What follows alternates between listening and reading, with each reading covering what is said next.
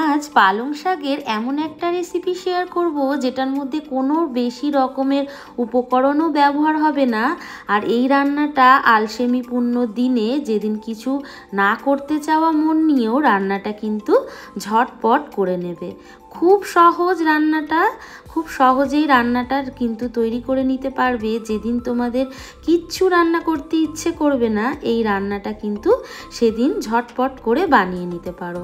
তো পালং শাকের ঘন্ট, পালং শাক চচ্চড়ি সমস্ত কিছু রান্নারও বাইরে একদম নতুন ধরনের এই রান্নাটা। তো পালং শাক অল্প করে নিয়ে নিচ্ছি, মানে একটা গোটা আঁটি পালং শাকের মধ্যেও অর্ধেকটা পালং শাক এখানে ব্যবহার করব। ধুয়ে বেছে নিয়ে এটাকে একটু কুচিয়ে নেব। তো সমস্ত পালং শাকগুলোই খুব সুন্দর করে ধুয়ে বেছে কুচিয়ে নেওয়ার পর তারপর যেটা করব সেটা হলো আমার লাগবে একটু মুগ ডাল। তো প্রথমেই বলেছি যে মুগ ডাল মানে যেদিন তোমাদের আলসেমিপূর্ণ দিনে রান্নাটা করতে ইচ্ছে করবে না সেদিন বানাবে। তাই দেখো আমার কিন্তু মুগ ডালটা ভেজাতে একদম ভুলে গেছিলাম, তাই গরম জল দিয়ে ভিজিয়ে রেখেছি। গরম জলে ভেজালে কিন্তু মুগ ডাল মাত্র 30 মিনিটেই ভিজে যায়। তোমরা তো যারা রান্না করো প্রত্যেকেই জানো মুগ ডাল ভিজাতে কিন্তু খুব বেশি সময় লাগে না। আর যদি তোমাদের হাতে সময় থাকে তাহলে 2-3 ঘন্টা আগে এমনি ঠান্ডা জল দিয়ে ভিজিয়ে রাখতে পারো, মানে নর্মাল টেম্পারেচারে রাখা জল দিয়ে। সমস্ত ডালগুলো একটা ব্লেন্ডার জারের মধ্যে নিয়ে নেব আর দিয়ে দেব 2টো কাঁচা লঙ্কা। তোমাদের পরিমাণ মতন ঝাল দিয়ে নেবে আর চেষ্টা করবে এটাকে একদম জল ছাড়া বেটে নেওয়ার। খুব যতটা কম পারবে ততটা জল কম ব্যবহার করে কিন্তু ডালটাকে আমি বেটে নিয়েছি। এবার বেটে নেওয়া ডালটা একটা পাত্রের মধ্যে নিয়ে নেব।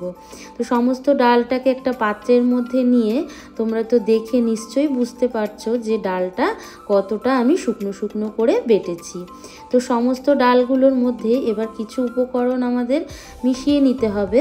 প্রথমেই নিয়ে নেব এটা জোয়ান। তো জোয়ানটা একটু হাতের ওগরে দিয়ে দেব।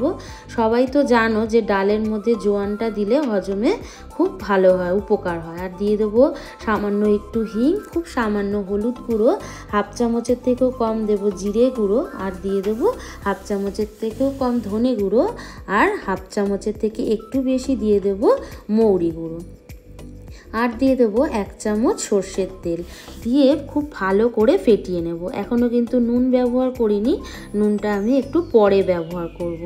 তো এইভাবে খুব ভালো করে ফেটিয়ে নিলে ডালটা খুব ফ্লাফি হবে। এরপরে কেটে রাখা পালং শাকগুলো এখানে মিশিয়ে দেব। তো চেষ্টা করবে পালং শাকটা যতটা ভালো করে কুচি করে কেটে নেওয়ার।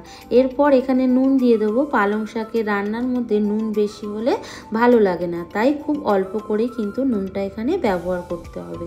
চামচ দিয়ে এখানে মাখা যাচ্ছিল না বলে হাত দিয়ে খুব ভালো করে এটাকে মেখে নেব।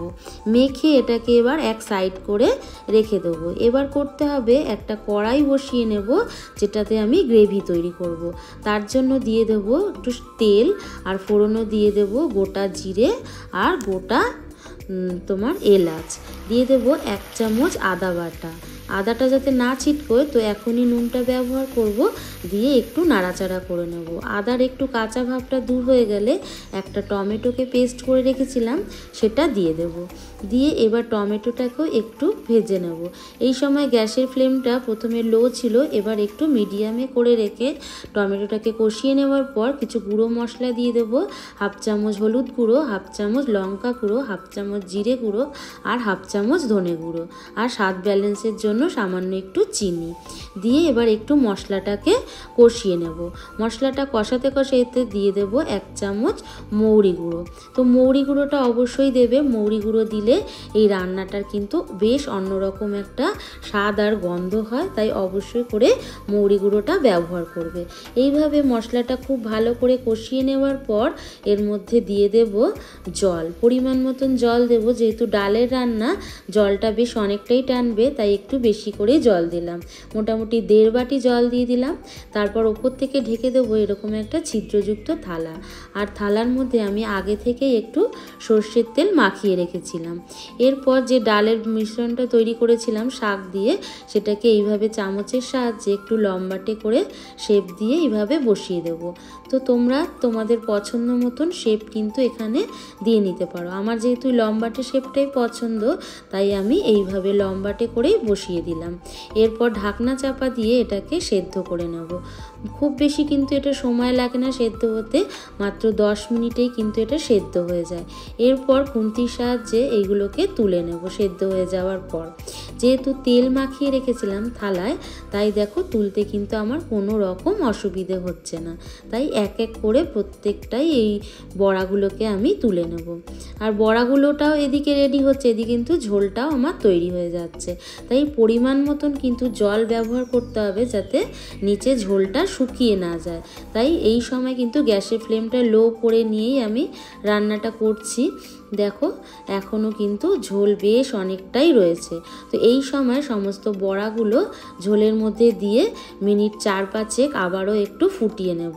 এর ফলে ডালের যে বড়াগুলো তৈরি করেছি সমস্ত ঝোল এর মধ্যে টানতে পারবে। আর দিয়ে দেবো সবশেষে 1 চামচ গাওয়া ঘি দিয়ে আরও 1 মিনিট ফুটিয়ে নিয়ে ঢাকনা চাপা দিয়ে গ্যাস অফ করে মোটামুটি একটু 10 মিনিট স্ট্যান্ডিং টাইমে রেখে দেবো। তো 10 মিনিট স্ট্যান্ডিং টাইমে রাখার পর তোমাদেরকে দেখাচ্ছি, দেখো কতটা সুন্দর হয়েছে, খেতে কিন্তু অসাধারণ হয়। তো তোমাদের কাছে একবার রিকোয়েস্ট করব, একবার হলেও এটা রান্না করে খেয়ে দেখো, বিশ্বাস করো অত্যন্ত খেতে ভালো হয়। ভালো হয়েছিল বলেই তোমাদের সাথে শেয়ার করা। যদি খেতে ভালো না হতো তাহলে কিন্তু তোমাদের সাথে শেয়ার করার কোনো প্রশ্নই উঠতো না। তো একদম অল্প উপকরণে রান্নাটা তৈরি করা, কিন্তু খেয়ে এতটাই তৃপ্তি পাবে যে তোমাদের আর কি বলবো। একবার হলেও বানিয়ে খেয়ে দেখো, না খেলে কিন্তু এর স্বাদটাকে ভীষণভাবে মিস করবে।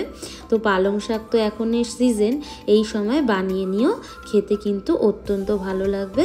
তো আজকে আর কি বলবো, প্রতিবারের মতন একটাই কথা বলবো, রান্না করে খেয়ে যদি তোমাদের ভালো লাগে তাহলে আমাকে অবশ্যই জানিও। আর এতক্ষণ সাথে থাকার জন্য অসংখ্য ধন্যবাদ। তো দেখা হবে নেক্সট ভিডিওতে।